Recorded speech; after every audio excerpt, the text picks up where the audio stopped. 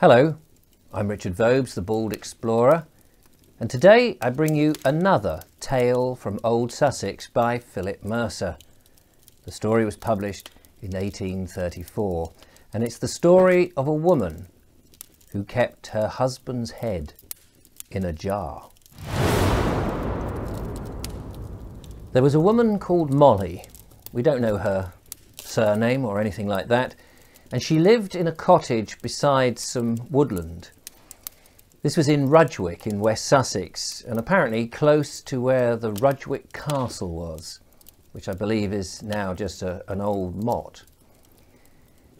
Adjacent to the cottage was woodland, which she owned, and she rented this out to a charcoal burner to make an income. There's a rumour that Molly keeps her husband's severed head in a large earthenware jar. People come from the village and ask to see it. They offer to pay her money, but she refuses. She tells them that a witch had said that should the earthenware jar be opened, then bad luck would befall her. One day, a man knocked at the door, and Molly answered as usual, and he said he wanted to see her husband.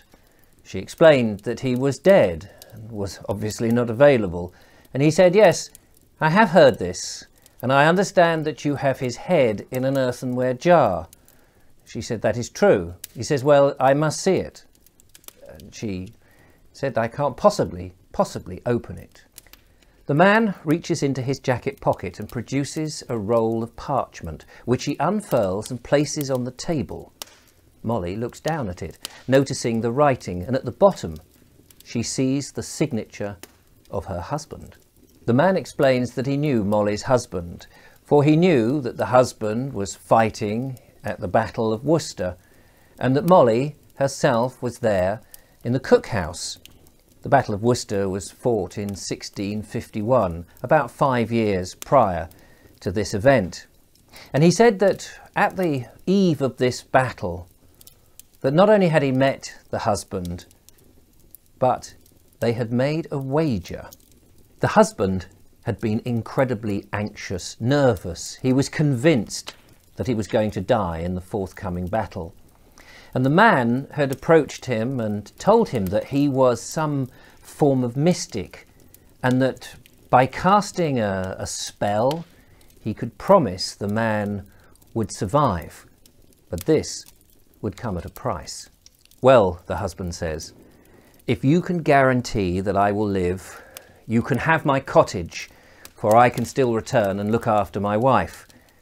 But if I die, my wife keeps the cottage, for she can continue to eke out her days there." So the deal was duly signed. "Well," said Molly, "my husband died. Your prediction was useless. My husband was decapitated in the battle. I ran out onto the battlefield after it was over, and I searched amongst the dead, and then I found his severed head. I wrapped it in muslin, and I placed it in an earthenware jar." "Then you must show me," the man says, "to prove that he is dead." "I cannot do that," Molly said, "for a witch had discovered what I had done, and she said if you open the earthenware jar, bad luck will befall me." "Then you cannot prove your husband is dead, and I must claim this cottage." Molly thinks for a moment and then says, "But how would you know my husband even if I was to show you his severed head?" The man replied, "When I met your husband, he had a disfigurement on his right ear. He said it was an archery injury sustained when he was a child."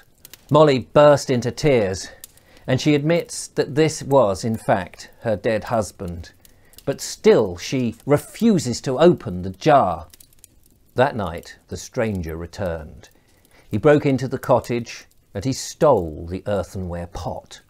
And when he got it back to the place he was staying, he opened it and discovered not a disembodied head, but a lump of rotten wood.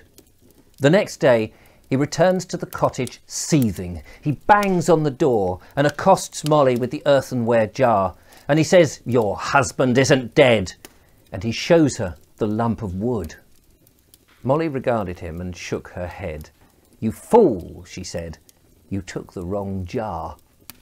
Looking around the room, the stranger spies a second earthenware pot on a table. He pushes past Molly and grabs it. Molly screams, "No! No, you mustn't open it. It'll bring bad luck. Isn't it enough that you promised my husband would live and he was mercilessly killed, hacked down and beheaded?" "Ha," said the man. "If, as I suspect, this too is devoid of a head, then I shall throw you out onto the street and take possession of this cottage." He wrenches out the bung and pulls out the contents, and lifting it up, he comes face to face with a badly decomposed head. For a moment, he is taken aback, but he soon recovers. Although he doesn't recognise the face, he searches around the head and soon discovers the mutilated ear. In his temper, he drops the head onto the sawdust floor and storms out of the cottage, tossing the parchment into the fire. Sometime later, the charcoal burner emerges from the woods with a sack, and he goes into the cottage and embraces Molly, and he tells her he's been listening at the window. He picks up the severed head and places it in the sack, and then goes to the local church.